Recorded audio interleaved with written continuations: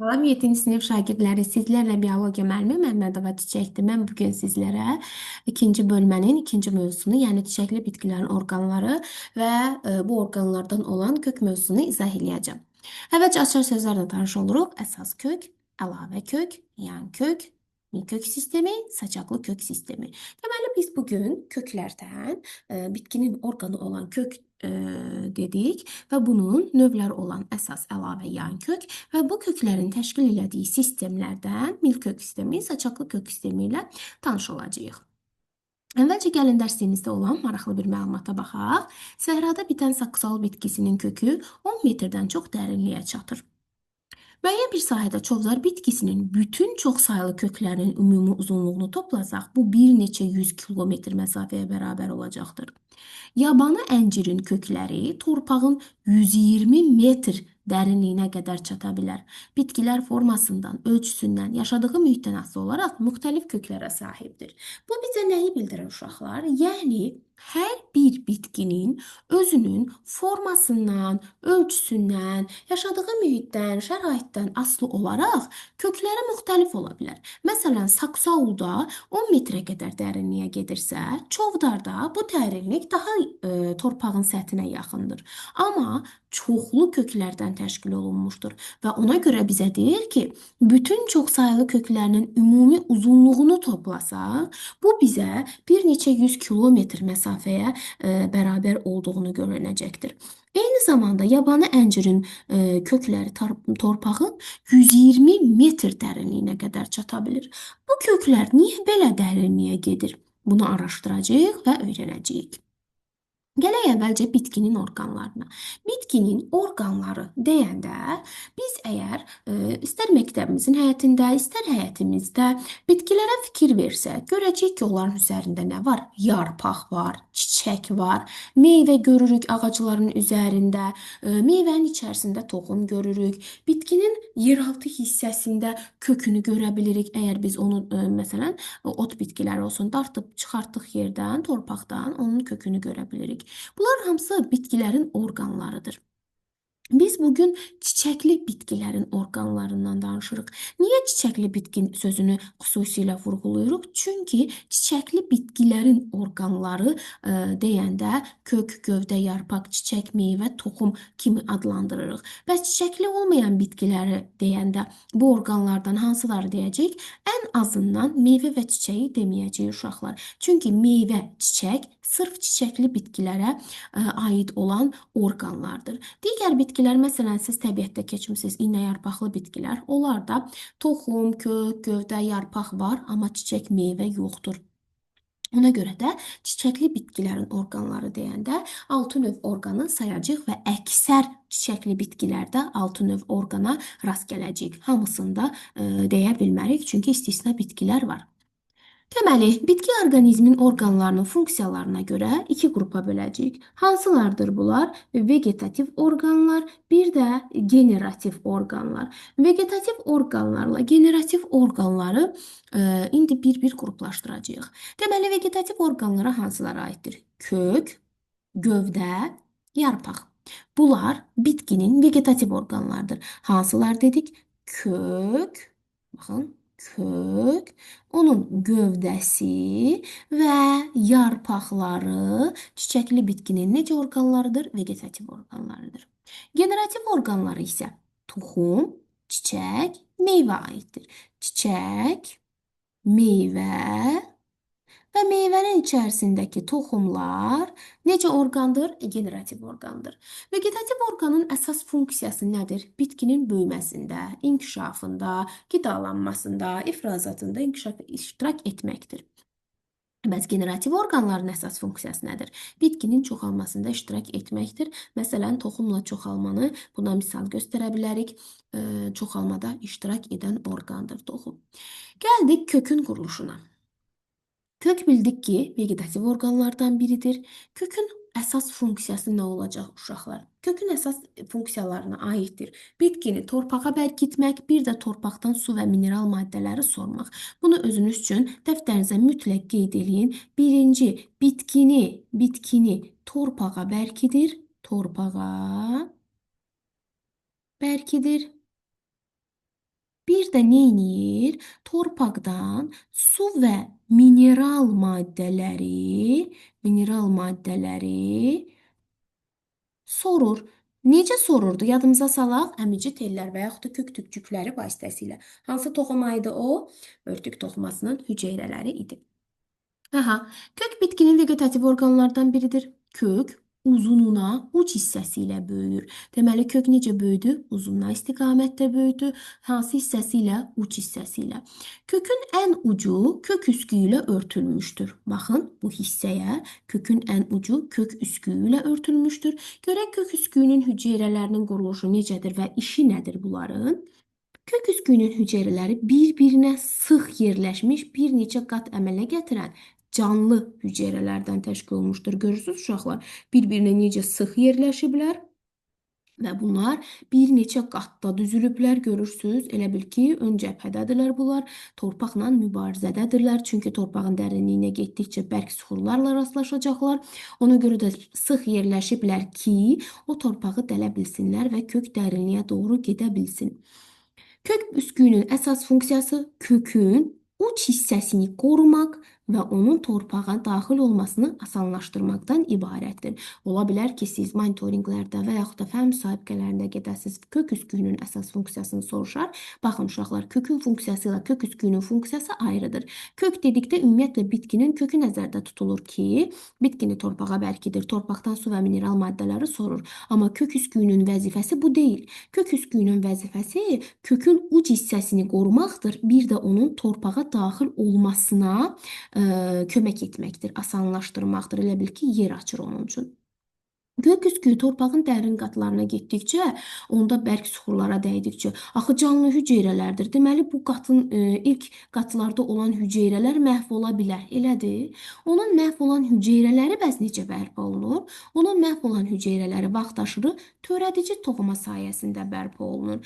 Keçən dərs 3 qrup daha doğrusu toxumanın adını çəkdik. Örtük, ötürücü, əsas. Bu dəfə artıq yeni bir deməli bitki toxumasından danışacağıq, törədici. Törədici toxuma adından göründüyü kimi uşaqlar nə edir? Törədir, yəni bölünərək yeni hüceyrələr əmələ gətirir. Bu hüceyrələr sayəsində də həm bitkinin kök üsküyünə hüceyrələr ötürülür, həm də törədici toxuma hüceyrələri bölünərək kökün uzunluğuna böyüməsini təmin edir. Baxın, burada törədici toxuma hüceyrələri bölündü, həm kök üsküyünə hüceyrələr ötürdü, həm də bölündükcə bu hüceyrələr yuxarı hissəyə doğru getdikcə başlayacaqlar uzuna istiqamətdə böyüməyə. Uzunluğuna istiqamətdə böyüdüyünə görə kök başlayır nə olur? Uzunluğuna istiqamətdə böyüməyə və torpağın dərinliyinə doğru getməyə. Kökün uc hissəsindəki hüceyrələrə baxaq. Baxın, kökün uc hissəsində hüceyrələr, qılafı var. Xarici qılaf hüceyrə divarı, daxili qılaf plazmatik membranı, sitoplazması var, nüvəsi var və kolları var ki, bu da kökün hüceyrələridir. Gəldik indi kökün deməli növlərinə və kök sisteminə. Kök dedik bitkinin yeraltı orqanıdır. Bitkinin bütün kökləri onun kök sistemini təşkil edir. Bunu belə yadımızda saxlayaq uşaqlar. Biz necə ki deyirdik hüceyrədən orqanizmə doğru təşkil səviyyələri hüceyrə, toxuma, orqanlar sistemi və hüceyrə demişdik canlının ən kiçik quruluş vahididir.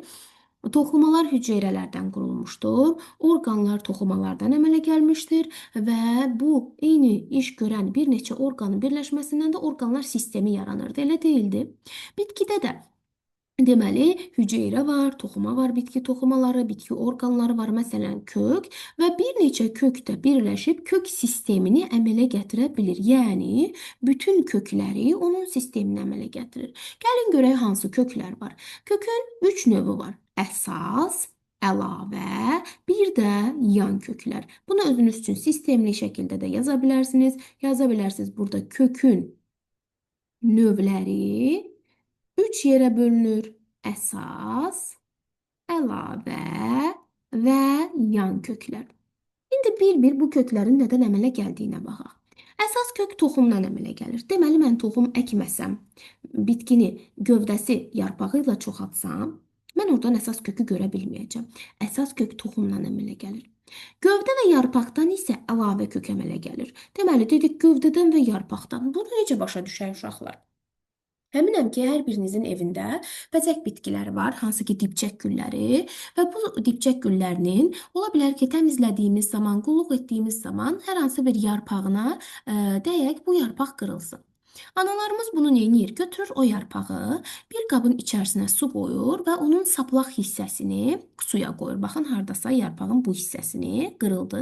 Bu hissəsini suya qoyur. Bir müddətdən sonra buradan baxacaqsınız ki, belə çıxıntılar əmələ gəlməyə başlayır. Bu əmələ gələn çıxıntılar kökdür. Və yarpaqdan əmələ gəldiyinə görə bu adlanacaq əlavə kök.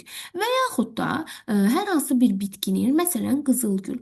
Qızılgülü çox vaxt toxumla deyil, onun elə öz zoğları ilə, yəni budaqları ilə çoxaldılar. Niyə edirlər? Bir budaq kəsirlər, onu nəm torpağa əkirlər, vaxtaşırı onu sulayırlar və bir müddətdən sonra həmin o budağı, onun əslində bir gövdəsidir, cavan gövdəsidir, başlayır orada kök əmələ gəlməyə. Deməli, gövdədən və yarpaqdan kök əmələ gələ bilər. Əgər gövdədən və yarpaqdan kök əmələ gəlirsə, bu adlanır əlavə kök. Bundan başqa yan köklər də var. Yan köklər nədən əmələ gəlir? Əsas və əlavə köklərdən inkişaf edir. Yəni əsas kökün üzərində də ola bilər, əlavə kökün üzərində də ola bilər. Gəlin indi şəkildə bunlara baxaq bir-bir. Deməli, kökün 3 növü var: əsas, əlavə və yan. Əsas kök nədən əmələ gəldi? Toxumdan əmələ gəldi. Toxumdan. Və əsas kök bir toxumdan bir dənə əsas kök əmələ gəlir. Ona görə də əgər bitkidə əsas kök varsa, o bir dənədir. Aydın nəzərə çarpır, dəqiq nəzərə çarpır. Digər köklərdən seçilir, iri olur, enli olur, aydındır. Bu oldu əsas kök. Görürsüz? Əsas kök. Əlavə kök nədən əmələ gəlir? Baxın uşaqlar, bu bitkinin yeraltı hissəsidir, bu yerüstü, yəni onun gövdəsidir. Baxın, gövdənin kənarından kök çıxırsa, bu olur nə? Əlavə kök. Bəs yan kök nədən əmələ gəlir? Əsas kök görürdünüz, bax bu əsas kök idi, elə deyil? Baxın, əsas kökün üzərində kənara doğru köklər çıxır. Bunlar yan köklərdir, dedik axı, əsas və əlavə kökün. Və yaxud da əlavə kökün üzərində belə çıxıntılar olarsa, bunlar da nə olacaq? Yan köklər olacaq. Deməli, əsas kök toxumdan, əlavə kök gövdədən və yaxud da yarpaqdan, yan kök isə əsas və əlavə köklərin üzərində əmələ gələn, inkişaf edən köklərdir. İndi gəldik kök sistemlərinə. Dedik ki, bütün köklər birləşib kök sistemini əmələ gətirə bilir. Elədir? Hansı köklər? Əsas, əlavə, yan. İndi görək bu kök sistemi necə ola bilər? Əsas və əlavə köklərin inkişafından asılı olaraq. Nədən? Əsas, əlavə köklərin inkişafından asılı olaraq. Biz əsasən kökləri mil və saçaqlı kök sistemi kimi iki qrupa bölə bilirik. Nəyə əsasən dedik? Əsas və əlavə kökün inkişafından asılı olaraq. Yəni, ya əsas kök güclü inkişaf eləyəcək, bu zaman mil, və yaxud da əsas kök zəif inkişaf edib əlavə köklər daha çox inkişaf eləyəcək, bu zaman saçaqlı kök sistemi əmələ gələcək. Mil kök sisteminin yaxşı inkişaf etmiş əsas kökü və yan kökləri vardır. Saçaqlı kök sistemi olan bitkilərdə əsas kök aydın seçilmir və ya olmur. Baxın uşaqlar, demədik ki, saçaqlı kök sistemində əsas kök olmur. Dedik ki, ola bilər, aydın seçilmir və yaxud da olmaya bilər. Yəni %100 saçaqlı kök sistemində əsas kök yoxdur deyə bilmərik. Ola bilər ki, var. Biz nə dedik? Əsas kök nədən əmələ gəlir? Toxumdan əmələ gəlir. Əgər mən toxum əkmişəmsə, deməli orada əsas kök əmələ gələcək. Amma ola bilər ki, müəyyən müddətdən sonra əsas kök inkişafdan qalar, əlavə kök daha çox inkişaf eləyər və yaxud da ola bilər ki, toxum əkməmişəm, bayaq dediyimiz kimi yarpağı suya qoymuşam, o kök verib əmələ gəlib və yaxud da gövdəni qoymuşam, əlavə kök əmələ gəlib, burada əsas kök olmaya da bilər. Ona görə də saçaqlı kök sistemində əsas kök ola da bilər, zəif inkişaf edir, aydın seçilmir, olmaya da bilər. Amma %100 yoxdur demirik. Mil kök sistemi isə deməli mən toxum əkmişəm ki, mil kök sistemini əldə eləmişəm. Baxın, saçaqlı kök sistemi toxumla əkməklə də ola bilir, vegetativ orqanlardan, yəni gövdəsini əkməklə, yarpağından kök almaqla da saçaqlı kök sistemi ola bilər. Amma mil kök sistemi görürəmsə, deməli mütləq mən bu bitkini necə əkmişəm? Toxumla əkmişəm. Gəlin indi dərsimimizdəki şəkillərə baxaq. Mil kök sistemi olan bitkilər görürsüz, əsas görsənir. Baxın, əsas kök görsənir və üzərində yan köklər var. Saçaqlı kök sistemində baxın, seçə bilmirik. Zəif inkişaf eləyib və görsənmir. Eyni zamanda baxın, bu da saçaqlı kök sistemidir. Bu da soğanın saçaqlı kök sistemidir. Burada əlavə və yan köklər inkişaf eləyir. Ona görə də əsas kökü görmək mümkün deyil. Bitkilərin kök sistemi bir çox funksiyalar yerinə yetirir. İlk növbədə köklər bitkini dedik torpağa bərkidir və müəyyən bir vəziyyətdə saxlayır. Bu funksiya ağac, kollar üçün xüsusilə əhəmiyyətlidir. Köklər vasitəsilə bitkinin torpaqdan qidalanması təmin olunur. Su və suda həll olmuş mineral maddələr orqanizmə daxil olur, hansı ki kökdə olan kök tükçükləri vasitəsilə. Və bəzi bitkilər vardır ki, məsələn, yer köküdür, turpdur, çuğundurdur, georgindir. Bunlarda kökdə ehtiyat qida maddəsi toplana bilir. Ehtiyat qida maddəsi toplandığına görə də bunların kökünü biz torpaqdan çıxartdıqda daha qalın, içərisində daha çox maddələr olan bir kök kimi xaric olunur. Meşədə bəzi ağacların kökləri papaqlı göbələklərin yeraltı hissələrlə birləşərək onlarla mikoriza əmələ gətirə bilir. Necə dedik? Dedik ki, bəzi ağacların kökləri papaqlı göbələklərin yeraltı hissələrlə birləşərək mikoriza əmələ gətirir. Mikos nə idi? Göbələk idi. Deməli, göbələklər ağaclarla birgə yaşayırlar, bir-birlərinə fayda verirlər. Bu əlaqə nəticəsində göbələk bitkidə əmələ gələn qidalı maddələri alır. Elə bil ki, göbələk bitki ilə ona görə birləşmişdi ki, bitki fotosintez nəticəsində üzv maddə yaradacaq və göbələyə də verir. Bəs göbələk bitkiyə nə verir? O isə bitkinin torpaqdan su və mineral maddələrin sorulmasına və mənimsənilməsinə kömək edir. Yəni bitki kökü torpaqdan su və mineral maddələri soracaqdı, göbələk ona biraz da dəstək verir. Yəni daha onun rahatlıqla həmin bu su və mineral maddələrin sorulmasına kömək edir. Çünki göbələyə keçəndə biləcəksiniz ki, onda hətta siz keçimsiz göbələyi mitselilər olur ki, torpaqdan su və mineral maddələri onun vasitəsilə çəkir və bunu da həmçinin bitkiyə ötürür. Gördük ki, mikoriza hadisəsi əslində göbələklə ağacın birgə yaşayışıdır. Bu zaman hər ikisi bir-birinə fayda verir. Bitki göbələyə üzvü maddələr, qidalı maddələr verir.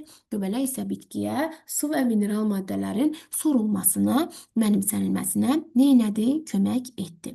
Bu da oldu deməli mikoriza hadisəsi. Bilirsiniz niyə baxaq? Mərkəzi Afrika və Hindistanda yetişən banyan ağacın kökləri gövdədən inkişaf edərək yuxarıdan aşağıya doğru uzanır. Baxın, gövdədən inkişaf edir. Əsaslı əlavədir, yoxsa yandır? Gövdədən inkişaf edir. Hansıdır? Əlavə kökdür. Biz demişik gövdədən və yarpaqdan əmələ gələn köklər əlavə köklərdir. Bu zaman banyan ağacı daha böyük örtük sahəsini əhatə edir. Beləcə gövdə ilə ayrılmaz hala gəlir. Bu ağacın kökləri ilə əhatə etdiyi sahə 1,5 hektardır. Açıqda qalan kökü 3300 ədəddir. Yəni açıqda qalan 3300 kökü vardır. Baxın, banyan ağacları bu onun üzərində olan bu hissələr gövdə deyil, gövdədən çıxan kök, yəni əlavə köklərdir. Şəkillərə gəlin baxaq. Şəkildə verilmiş köklərin funksiyalarını müəyyən edin, cavabınızı əsaslandırın. Baxın, bu kökləri görürsünüz. Daha qalındır. Elə bil ki, içərisinə nəyisə toplanıb. Deməli, bu ehtiyat qida maddəsi toplayan köklərdir. Burada baxın, kök torpağın dərin qatlarına doğru, yanlara doğru şaxələnib neyinir? Bitkini torpağa bərkidir, möhkəmliyini təmin edir.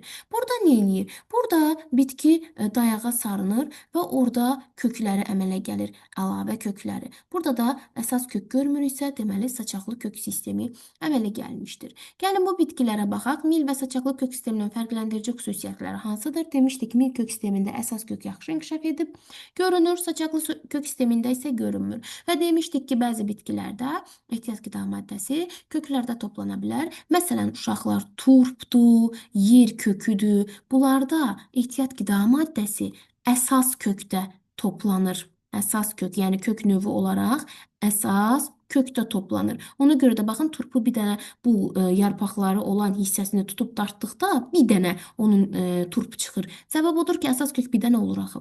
Ona görə də əsas kökdə toplandığını ayırd edə bilərik. Amma bir neçə kökdə ehtiyat qida maddəsi toplanırsa, deməli bu zaman əlavə və yan köklərdə toplanmış olur.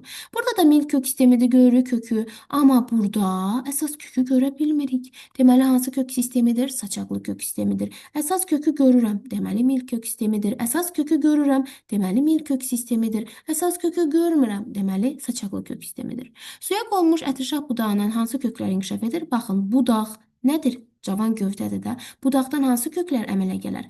Əlavə köklər əmələ gələr. Sonradan bu əlavə kökün üzərində yan köklər də əmələ gələ bilər. Əsas kökü görərəmmi? Xeyr, görmərəm. Səbəb nədir? Çünki əsas kökü toxum əkdiyim zaman görə bilərəm. Amma burada toxum əkmədim, axı budağından istifadə edərək artırdım onu.